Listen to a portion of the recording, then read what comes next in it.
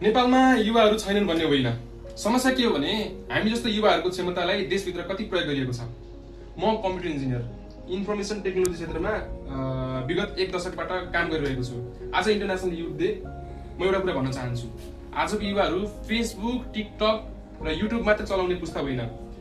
आजको युवाहरू AI, software engineer र स्टार्टअप र डिजिटल गभर्नेन्समा काम गर्ने सक्ने पुस्ता हो।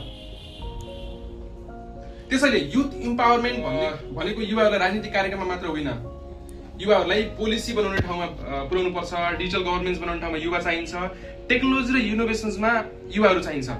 हामीलाई भाषण होइन हजुर, हामीलाई अपर्च्युनिटी र एक्जिक्युसन चाहिएको। आज एउटा प्रश्न गरौँ, हाम्रो युवाहरू विदेश गएर आफ्नो ट्यालेन्टलाई चाहिँ प्रयोग गर्ने हो कि नेपालमै बसेर नेपालमा चाहिँ विश्वस्तरीय अपर्च्युनिटी बनाउने? नेपालको डिजिटल फ्युचर अरूले बनाइदिने होइन हजुर, नेपालको डिजिटल फ्युचर यहीँ बसेका युवाहरूले बनाउने हो।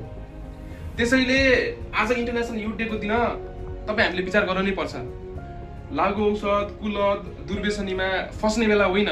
यो बेला भनेको हामीले केही कुराहरू सिक्ने, विश्व बजारमा के कस्ता चुनौतीहरू भइरहेका छन् त्यो कुराहरू जान्ने, इन्टरनेसनल ट्रेन्डहरू के छन् तपाईँको चाहिँ रिकग्नाइजेसन गरेर चाहिँ अगाडि बढ्ने बेला हो।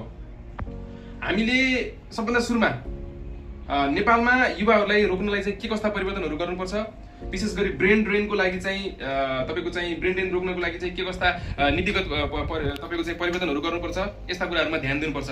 त्यसैले भाषणहरू धेरै भइसक्यो। मान्छेहरू आज तपाईँको चाहिँ 21औं शताब्दीको दिन बेला मान्छेहरूले तपाईँको चाहिँ सबै इन्फर्मेसनहरू पाइसक्छन्। एआईको दुनियाँ छ, मान्छेलाई चाहिँ तपाईँको चाहिँ कसैले केही झुट बोल्छ भने तपाईँको चाहिँ आज एकछिनमा पक्रिहाल्छ।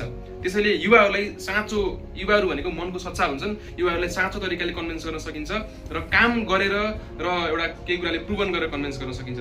त्यसैले इन्टरनेसनल युथ डेको दिन हामीले सबै युवाहरूलाई चाहिँ प्रोत्साहन गरौँ र अन्त्यमा ह्याप्पी इन्टरनेसनल युथ डे। नमस्ते।